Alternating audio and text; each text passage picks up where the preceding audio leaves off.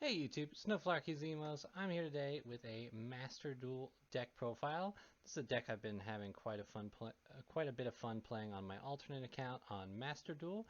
It is Starry Knights.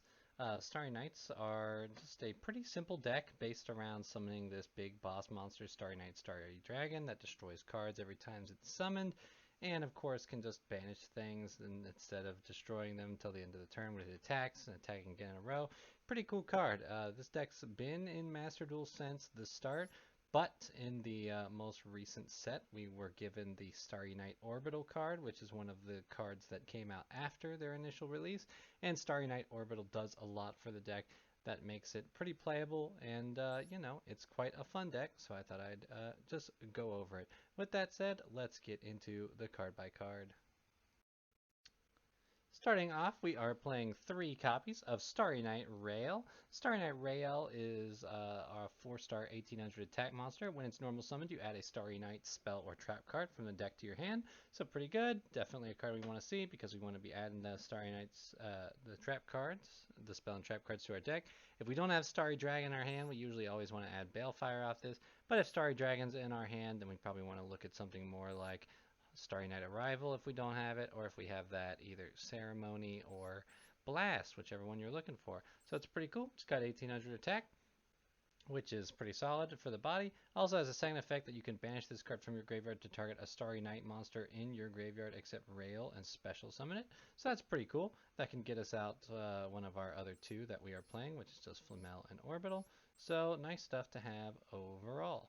Next, we are playing 1 copy of Starry Night Flamel, 1500 attack, 4-star fairy monster. When an opponent's monster declares an attack, you can send this card from your hand or face up field to the graveyard to special summon a level 7 light dragon monster from your hand.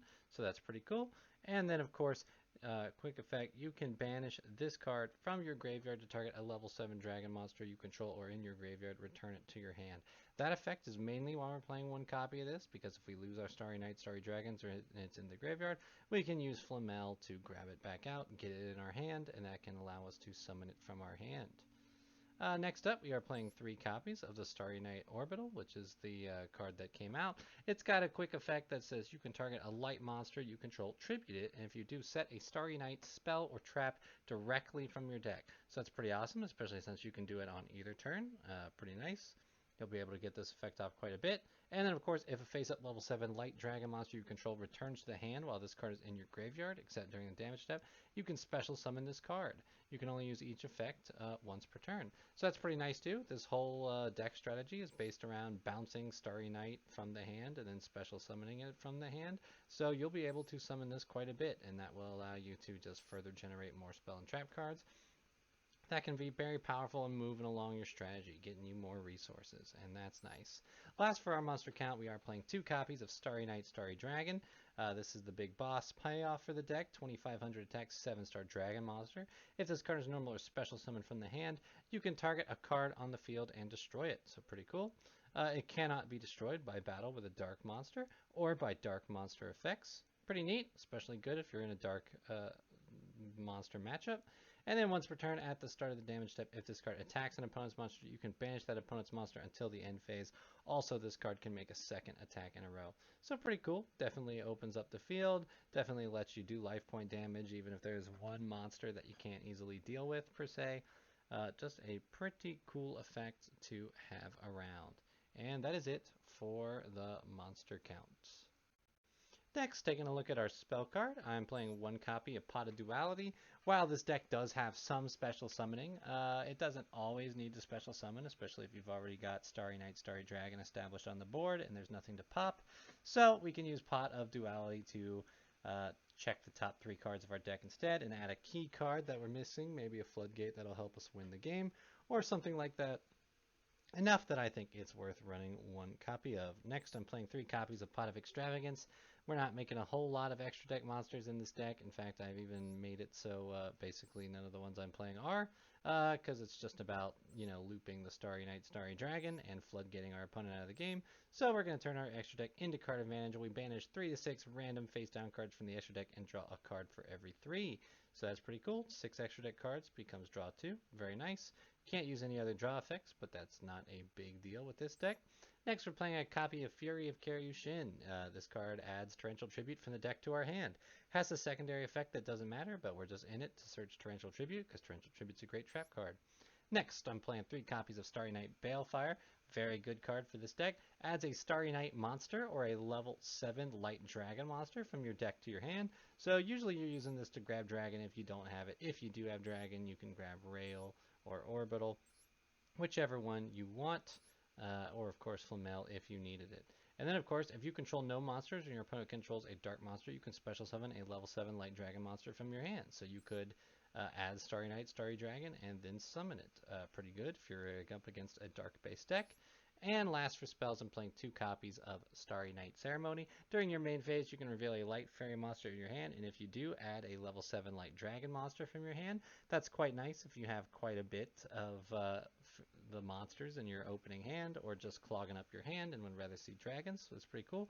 But then, of course, the main reason to have this card, if your opponent activates a card or effect, you can special summon a level 7 light dragon monster from your hand. So that's a way to get Starry Night, Starry Dragon on the field, and usually it allows you to use Starry Night, Starry Dragon's effect to pop a card, probably responding to whatever your opponent just played. And that is it for our spell cards. Next, we are going into our trap cards. This is a very trap-heavy deck, so there's a lot to talk about here. First off, I'm playing a copy of Fake Trap. In Master Duel, a lot of people play Lightning Storm because the game bundled it to them pretty easy, and a lot of people got Harpy's Feather Duster, and trap card decks are more prevalent in general. So back row hate is running around, and Fake Trap is just a nice card to have. When your opponent, you can only activate this when your opponent uses the effect of a spell, trap, or effect monster to destroy trap card or cards. Destroy this card as a substitute for this cards, and the other ones are not destroyed. So that's pretty cool. Just protects all of our traps, which is very nice. Next, we're playing 3 copies of Torrential Tribute. This is a really good card. When a monster is summoned, destroy all monsters in the field. Very disruptive to an opponent's combo. And what's nice about this is because of the ability to bounce monsters back to our hand during our opponent's turn, we can use this to protect our Starry Night, Starry Dragons, or we can Torrential and then use our Starry Night Arrival to put us back some monster presence. And that's kind of one of the things that make this work. It's a very trap control style deck, so pretty cool. Next, we got 2 copies of Dogmatica Punishment. Target a face-up monster your opponent controls. Send a monster with an equal or higher attack from your extra deck to the graveyard, and if you do, destroy that monster. So just a trap card that can destroy monsters, which is pretty nice. And of course, there are good targets to send that can give you additional effects. When you use this card, you cannot special summon monsters from the extra deck, but not a big deal. We're not doing that anyway. Next, playing 3 copies of Starry Night Blast. When your opponent activates a card or effect, you can return a level 7 light dragon monster you control to the hand, negate the effect, and if you do, destroy that card. So basically a solemn, just for doing what our deck wants to do, which is bounce Starry Night Dragon back to the hand. That's pretty cool. That will also trigger Orbital if it's in the grave, and Orbital can be used to grab another one, and that can be pretty annoying to deal with. On top of that, we're playing 3 copies of Solemn Judgment.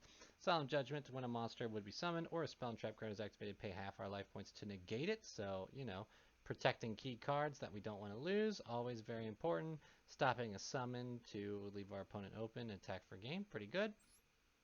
Next up, where I'm playing a copy of Solemn Strike, just 1 copy. I'd probably maybe play some more copies of this if I had, but I currently only have 1, and haven't felt compelled to spell the dust on more yet.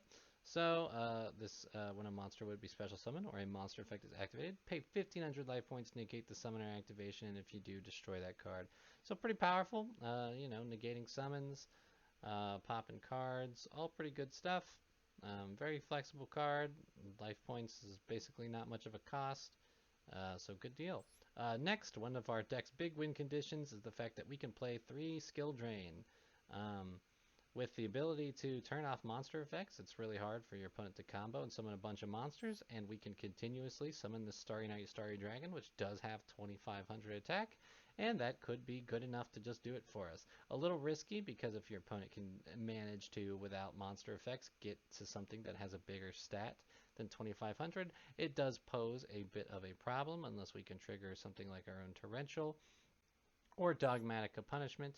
But, not too often, and they won't have too many things that they can easily access. So usually this wins me more games than that happens, because Skill Drain is just so powerful. So many decks require their monster effects, and so if you can turn those off and not have to worry about it, then you're in a lot better position. Now, do note that this does turn off your Starry Nights effects, which kind of stinks. Uh, even orbitals tributing is not for cost, so the effect is going to get negated, but that's alright. Usually you still get a turn 1 out of them, and the Pro of Skill Drain is worth it for sure. Next up, I'm running a copy of Summon Limit, definitely a card I would consider running more of if I decide to make more. Neither player can summon more than 2 times per turn. While you can special summon in this deck with Starry Night Loop, it definitely means you won't be summoning more than 2 times per turn based on the hard limits on each of the card. And because of that, this doesn't hinder you that much, but this can stop so many decks really hard. And for that reason, we play it. This card is especially really good with something like Solemn Strike or Torrential Tribute or Solemn Judgment, because if you haven't played it yet, you can wait till your opponent summons 2 monsters, Torrential Tribute the board, and then flip Summon Limit. You chain Summon Limit to it so they can't summon anything else, and that will force them to pass their turn with an open board, and you can poke them directly. Same thing for Solemn Strike. If they've summoned 2 monsters, and then you wait till they go into their extra deck monsters, strike it, and then afterwards on open game state, just flip Summon Limit so they can't play any more cards. Pretty dang good. So, nice trap card. Next, we're playing a copy of There Can Be Only One, another card that if I had more of these on my ult, I would consider running more, because it's very good in this deck.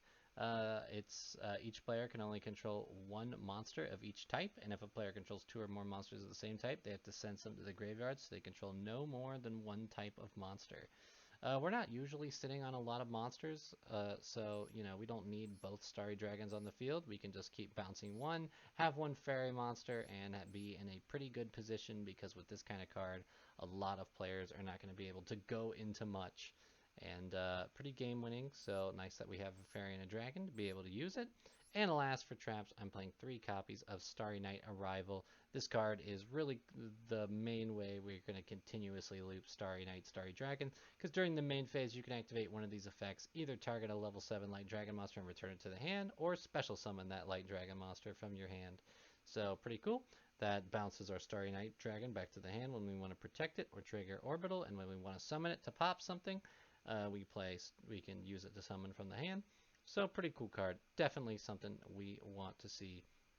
And that is it for the main deck. Next, just to quickly run over our extra deck, I'm mostly just playing some good targets for Dogmatica Punishment. You could also choose to run Waking the Dragon instead of Fake Trap and put in some good Waking the Dragon targets, like I got Last Warrior from Another Planet in here. So essentially, as far as target goes, the one that I have that is most versatile is Fossil Warrior Skull Knight. It's got 2400 attack, which is nice, can destroy a lot of monsters, and of course has this secondary effect that you can banish this card from your graveyard to target a monster on the field and destroy it. So that means you get a second monster pop on your turn. Pretty dang cool. While it is not in my extra deck, though, you should definitely, if you have it, be playing copies of Elder Entity Natis, the main payoff to Dogmatica Punishment. It's got 2500 attack, which is a little more than Fossil Skull Knight. And of course, when this card is sent to the graveyard, you can target any card on the field and destroy it. So pretty cool. Basically gives you 2 pops off of Dogmatica Punishment. So definitely a card to run with Dogmatica Punishment. I'll be running it later once I decide I want to spend the dust on it. On top of that, I'm playing 2 copies of Last Warrior from Another Planet. This is a target on if I decide to make and play Waking the Dragon in this deck. Another ultra rare, so I've held off, and I managed to pull these from the Legacy pack. So if they were to hit Waking the Dragon, which could summon a monster from our extra deck, we could summon Last Warrior from Another Planet. That's essentially a 2350 attack monster. And that doesn't let either player summon, and that can win the game. So pretty cool. Next, I got Master of Oz and Ultimate Dragon here at 3 copies, just to have monsters with insanely high attack I can send off of Dogmatica Punishment, and that also, of course, includes 5-headed dragon, 5000 attack, and just for fun, I'm putting Crazy Box here because I still have my collection. 3000's a lot, and I like showing off Crazy Box. Essentially, if you're not gonna if you've run out of extra deck monsters that have these graveyard effects, there's a couple other than Natis and Skull Knight, but if you've run out of them, just throw the highest attack extra deck monsters you can grab, and that is pretty sweet. So that's basically it for the extra deck.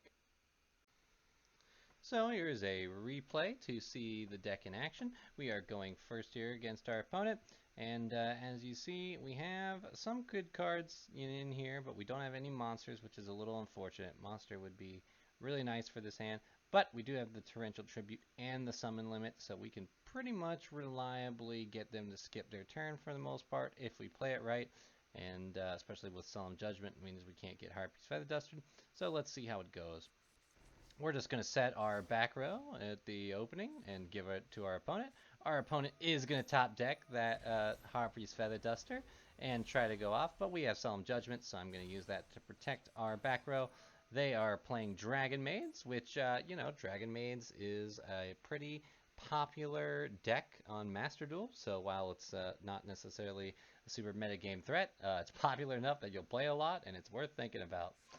So Chamber Dragon Maid here is going to add their fusion. They're going to play their fusion spell. Luckily, they don't have the materials to summon the negate one, and that probably keeps us in this game, because if they had the negate to stop our plays, that would be quite unfortunate. But just going into House Dragon Maid, we are able to Torrential Tribute and chain the summon limit so that they blow up their board. Can't do anything else this turn. The turn goes back to us. We are going to draw another Torrential Tribute, so I'm going to set both cards in case they have a blind MST or something like that. Torrential will kind of allow us to do the same thing. They go into Parlor. They enter battle phase. They jump. I could take the damage, but I don't want to, so I'm going to take Torrential, leave their board open again. Now we draw monsters, so might be able to get things going. We got Starry Night Orbital, which I'm going to use to get Starry Night Balefire.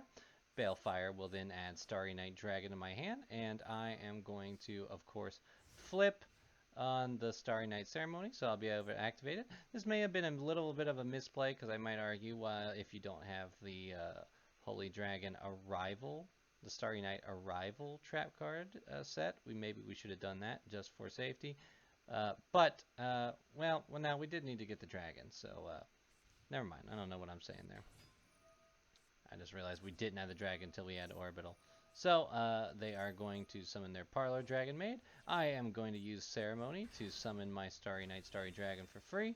And they have now summoned their two monsters, so I'm just going to take care of House Dragon Maid. They enter battle phase, but they can't jump because of that. Now we are going to enter our draw phase. We got Solemn Strike on board. They're going to try to activate their Parlor Dragon Maid effect, and we are going to use Starry Night Blast. Then we are going to follow up by summoning Starry Night Orbital again. Now we use Starry Night Balefire, which they are going to Ash Blossom. Kind of stinks. A little unfortunate. We're going to pass the turn with a strike set. Ceremony ready to go to summon Starry Night Dragon. They are just going to try to take advantage of this slow moment to generate cards. Kind of smart. I get it. It's pretty good. We do get Starry Night Arrival now, so now we can be proactive. Here they go into Pot of Prosperity just for 3. See what cards they can get. Looks like they got a plenty of array of Dragon Maids. Now they got the Chamber Dragon Maid, which searches the spell or trap. I don't want to see the fusion, so I'm going to negate that effect with Solemn Strike. Then I'm going to use Starry Night Arrival because they're going to pass the turn. Get the Starry Night Dragon, start poking away. We got the Extravagance, so we can get 2 cards. Pretty nice. Second Extravagance is a little sad, but having Starry Night Blast is very good, and Extravagance for next turn will be good. This will kind of get us solidified here. So we're going to bounce it back, get Orbital. Orbital, of course, we're going to use to get another Balefire. We are going to play Balefire, grab Rail, and for a second summon, we'll summon Rail, grabbing another Blast. Now we got 2 Blasts on board. Very good. They once again are choosing to pass their turn. They know we got Blast. They know I'm going to be able to stop a lot of what they're playing. So they're hoping, just to survive. And but they're seeing how many cards I'm getting, seeing how much negate I have.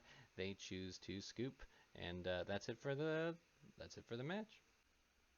So that is it for the Starry Night, Starry Dragon deck profile. A pretty fun deck to play. It's not very hard. It's pretty simple. It's a little expensive in Master Duel, which is unfortunate. Much cheaper to have IRL, ultra rares, 6, 9 super rares just to the archetype. If you have a good trap core, this should be usable in a number of things if you play a lot of trap card based decks. So it's a little too expensive. I might not recommend it, but if you're a fan of it, it's pretty fun. It's not too hard to access, especially with a lot of them in the current selection pack, and of course these do have their own secret pack. So that makes it pretty. If you really like it enough, you definitely can build it and pull a lot of the cards from it. I think they also come in the Dragon Maid pack, so you probably have these cards if you're one of the people who like to play Dragon Maids, which is a lot of people. So definitely a lot of fun. A a decent enough trap card based strategy can really utilize these floodgates to win and show off some cool cards. It's pretty fun, Uh, perfectly acceptable deck if you play it right. This deck was railed for being awful when it was released, and while it is not good, it certainly, if you play it in this stun style way, is a lot better than I expected it to be.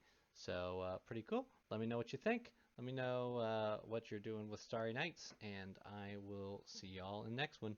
Peace.